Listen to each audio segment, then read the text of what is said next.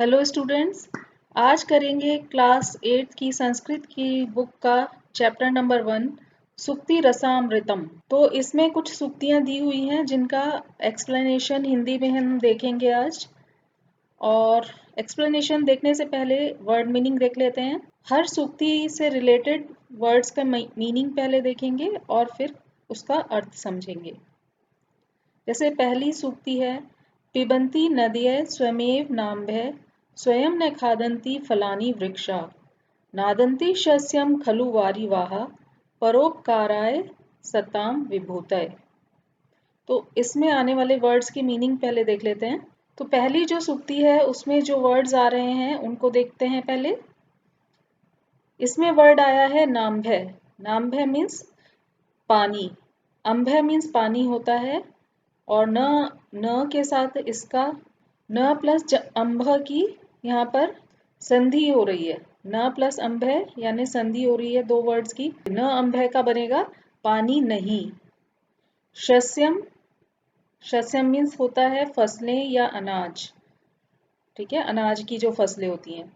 वारिवाहा बादल, बादल वारी मीन्स होता है पानी अगेन, और पानी को ले जाने वाले कौन है?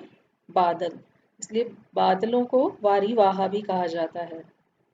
विभूतय संपत्तियां, विभूति से बना है, विभूति मीन्स संपत्ति और विभूतय मीन्स संपत्तियां।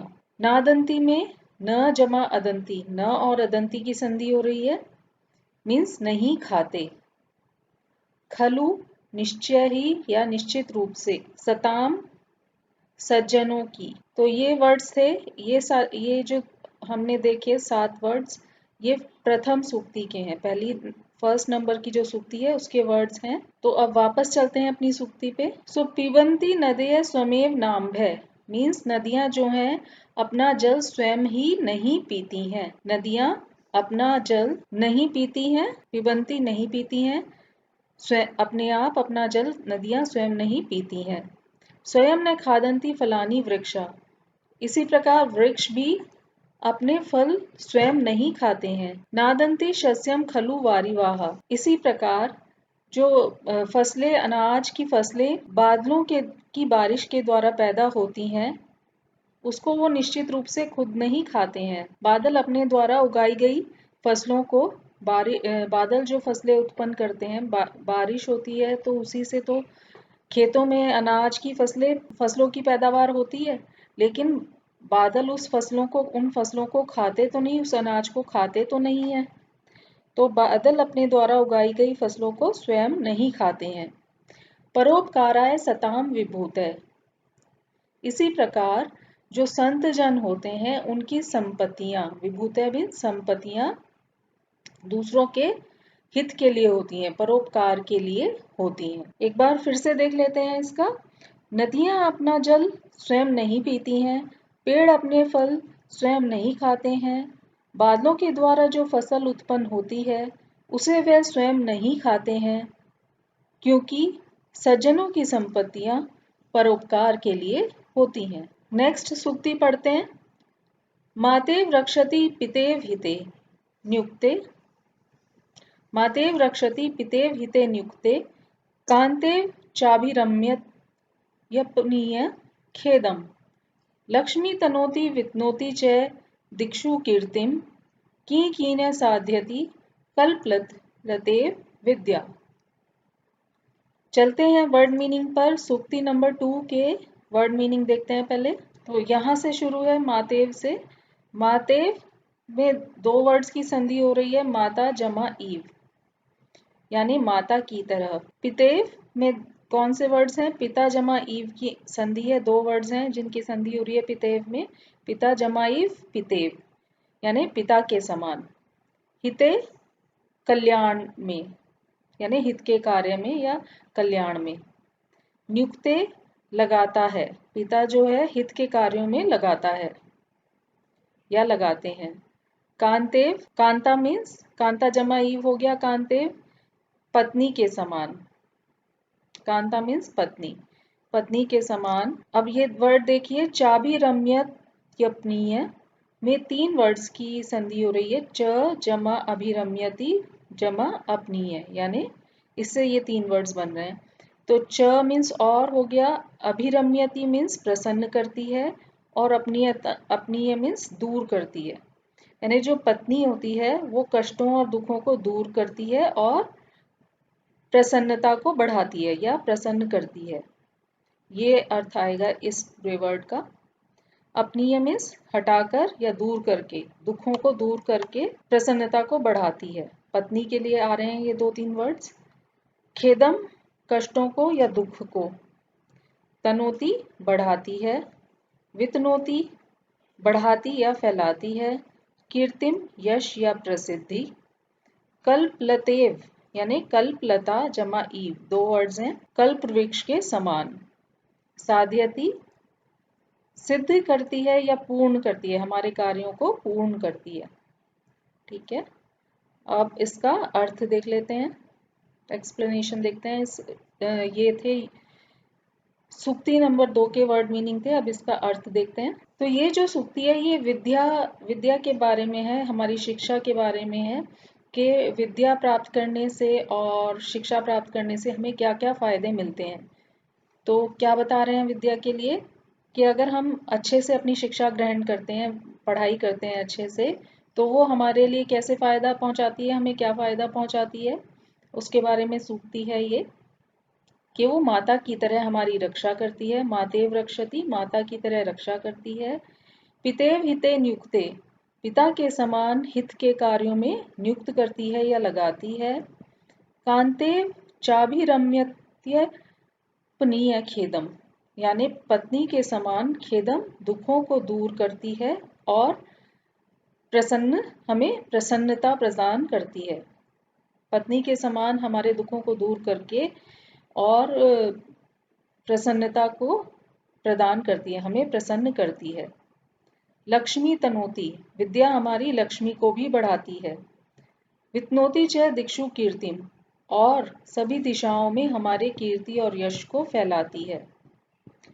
इस प्रकार कल्प वृक्ष की लता के समान विद्या क्या क्या सिद्ध नहीं कर सकती, यानी कि विद्या या शिक्षा हमारी सभी मनोकामनाओं को पूर्ण करती है। तो एक बार और देख लेते हैं, पूरी सूक्ति का एक साथ अर्थ देख लेते हैं। विद्या माता के समान हमारी रक्षा करती है, पिता के समान भलाई या हित के कार्यों में लगाती है, पत्नी की भांति दुखों को दूर कर आनंदित करती है, हमारी संपत्तियां बढ़ाती है तथा चारों दिशाओं में हमारा यश फैलाती है। इस प्रकार कल्प वृक्ष की बेल की भांति विद्या क्या क्या सिद्ध नहीं करती, अर्थात विद्या हमारी सभी प्रकार की कामनाओं को पूरा करती है। अगली सूक्ति है सूक्ति नंबर 3। उद्योगिनम पुरुष सिंहमुपैति लक्ष्मी, दैवेन देयमिति का पुरुषा वदंती, दैवम निहत्य कुरु पौरुषमात्मशक्त्या, यत्ने कृते यदि न सिद्ध्यति कोत्र दोष है। तो सूक्ति नंबर 3 के वर्ड मीनिंग देखिए। उद्योगिनम परिश्रमी, पुरुष सिंहमुपैति, पुरुष सिंह को प्राप्त होती है, यानी कि जो व्यक्ति सिंह के समान वीर होता है, वीर पुरुष को, यानी जो परिश्रम से डरता नहीं है, परिश्रम से नहीं घबराता, ऐसे पुरुष को लक्ष्मी प्राप्त होती है। लक्ष्मी की बात हो रही है यहाँ पर। दैवेन भाग्य से, कापुरुषा कायर पुरुष, निहत्य छोड़कर, निवार्यति हटाता है, निहत्य यहीं तक है आपके सूक्ति नंबर 3 के वर्ड मीनिंग यहीं तक है, निहत्य तक। यहाँ से आपकी नई अगली सूक्ति शुरू हो रही है। तो चलते हैं वापस सूक्ति पर, एक बार और देख लीजिए। उद्योगिनम परिश्रमी, पुरुष सिंहमुपैति, पुरुष सिंह को प्राप्त होती है, दैवेन भाग्य से, कापुरुषा कायर पुरुष, निहत्य छोड़कर। तो सूक्ति है उद्योगिनम पुरुष सिंहमुपैति लक्ष्मी, यानी लक्ष्मी या जो धन है वो परिश्रम करने वाले पुरुष सिंह को प्राप्त होती है, यानी जो वीर पुरुष परिश्रम करते हैं उनको ही लक्ष्मी या धन प्राप्त होता है। दैवेन देयमिति का पुरुषा वदंती, लेकिन जो कायर पुरुष हैं वो क्या कहते हैं कि लक्ष्मी तो भाग्य से प्राप्त होती है। दैवम निहत्य, भाग्य को छोड़ो तो, भाग्य को छोड़कर, कुरु पौरुष आत्मशक्तिया, अपनी पूरी आत्मा की शक्ति से, पूरी शक्ति से, अपने पूरे शक्ति से पौरुष करो या परिश्रम करो। यत्न कृते यदि, परिश्रम यत्न करने पर भी या प्रयत्न करने पर भी यदि आपका कार्य सिद्ध नहीं होता तो इसमें आपका कोई दोष नहीं है। एक बार और देख लेते हैं पूरा। परिश्रमी व्यक्ति को ही लक्ष्मी प्राप्त होती है, किंतु कायर पुरुष कहते हैं कि वह भाग्य की देन है। तुम भाग्य को छोड़कर अपनी पूरी सामर्थ्य से परिश्रम करो। प्रयत्न करने पर भी यदि कार्य सफल न हो तो इसमें किसी का दोष नहीं है। अर्थात मेहनत करने पर भी अगर आप सफल नहीं होते तो इसमें आपका कोई दोष नहीं है। अगली सूक्ति पढ़ते हैं। पापान्निवार्यति योज्यते हिताय, गुह्यम निगूहति गुणान प्रकटीकरोति, आपदगतं च न जहाति, ददाति काले सन्मित्र लक्षण मिदम प्रवदन्ति संतः। यहाँ पे सच्चे मित्रों के लक्षण बताए गए हैं इस सूक्ति में। इसके मीनिंग देख लेते हैं पहले। हाँ, तो इसका पहला वर्ड है निवार्यति। निवार्यति मीन्स हटाता है। गुह्यम निगूहति, गुप्त बात को छिपाता है। जहाति, छोड़ता है। प्रवदंती, बताते हैं या कहते हैं। तो यहीं तक है इसके वर्ड्स, यहीं तक हैं। 4th नंबर की सूक्ति के वर्ड्स प्रवदंती तक हैं। निवार्यति हटाता है, गुह्यम निगूहति गुप्त बात छिपाता है, जहाति छोड़ता है, प्रवदंती बताते हैं या कहते हैं। चलते हैं वापस सूक्ति पर। पापा निवार्यति योज्यते हिताय। पहले लास्ट वाली लाइन से शुरू करते हैं। सन्मित्र लक्षण मिदम प्रवदंती संत। संतों ने सन्मित्र यानी अच्छे मित्र के लक्षण बताए हैं, वो इस सूक्ति में दिए हुए हैं। तो संतों ने सच्चे मित्र के ये लक्षण बताए हैं। पहला क्या है? पापा निवार्यति, पाप से यानी बुरे कार्यों से दूर हटाता है। योज्यते हिताय, और हित के कार्यों में लगाता है। गुह्यम निगूहति, हमारी गुप्त बातों को गुप्त रखता है, छुपाने योग्य बातों को छिपा कर रखता है, किसी को नहीं बताता। गुणान प्रकटी करोति, और हमारे गुणों को प्रकट करता है या सबको बताता है। आपदगतम च न जहाति, और विपत्ति आने पर हमें कभी छोड़कर नहीं जाता। और ददाति काले, और समय आने पर हमारी धन आदि से मदद भी करता है। तो ये सारे लक्षण एक सच्चे मित्र के संतों ने बताए हैं। सन्मित्र लक्षण मिदम प्रवदंती संत। एक बार और देख लेते हैं। संत लोग अच्छे मित्र के लक्षण बताते हैं कि सन्मित्र या अच्छा मित्र पाप से हटाकर अच्छे कार्य में लगाता है, गोपनीय बातों को गुप्त रखता है तथा गुणों को उजागर करता है या प्रकाशित करता है। विपत्ति के समय साथ नहीं छोड़ता तथा अवसर आने पर धन आदि से भी मदद करता है। अर्थात सन्मित्र कभी भी बुराई की ओर प्रेरित नहीं करता। अगली सूक्ति रीड करते हैं। गुणा गुणगेषु गुणा भवन्ति, ते निर्गुणं प्राप्य भवन्ति दोषाः।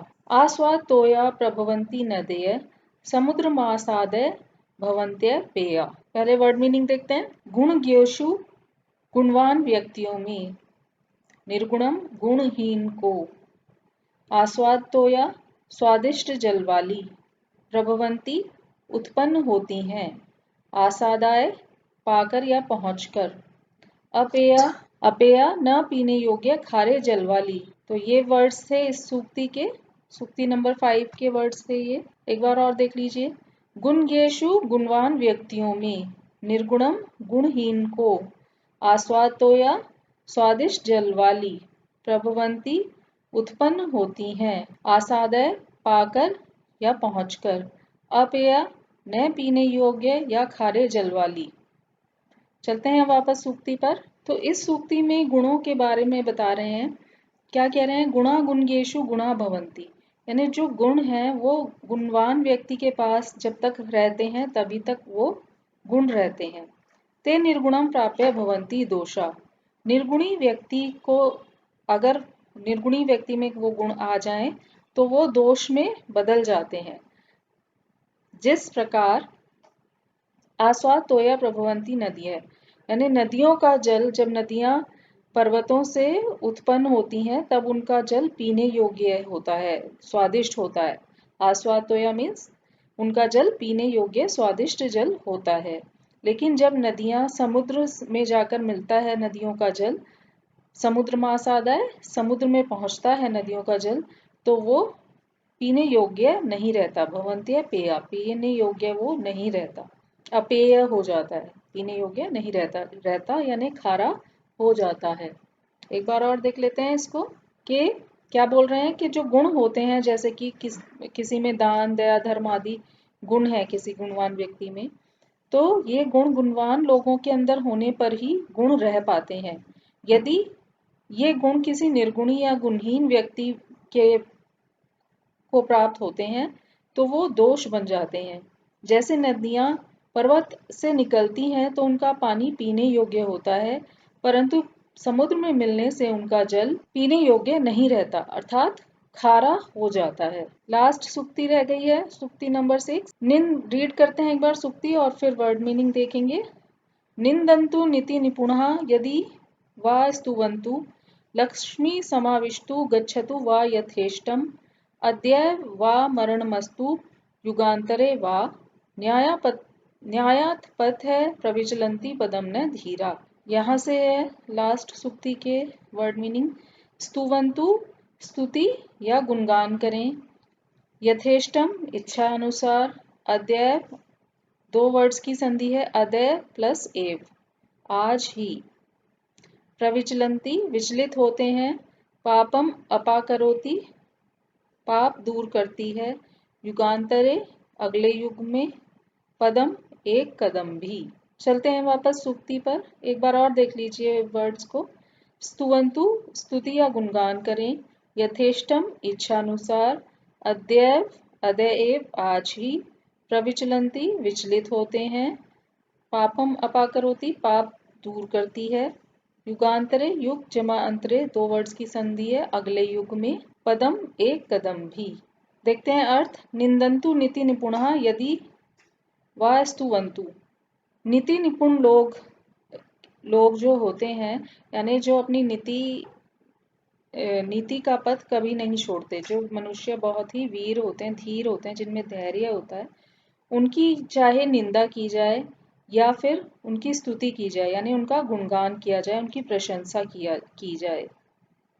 लक्ष्मी समाविष्टु गच्छतु वा यथेष्टम, चाहे लक्ष्मी यानी धन उनके पास आ जाए या फिर यथेष्टम अपनी इच्छा से चला जाए। अद्य वा मरणमस्तु युगांतरे वा, चाहे आज ही उनकी मृत्यु हो जाए या फिर युगों के बाद हो, अगले युग तक हो। न्यायात पथ प्रविचलन्ति पदम न धीरा, तो जो धीर मनुष्य होते हैं, जिनमें धैर्य होता है, नीति पे चलने के लिए, अपने धर्म का पालन करने के लिए धैर्य की आवश्यकता होती है, तो धैर्यवान मनुष्य को धीर मनुष्य भी कहते हैं।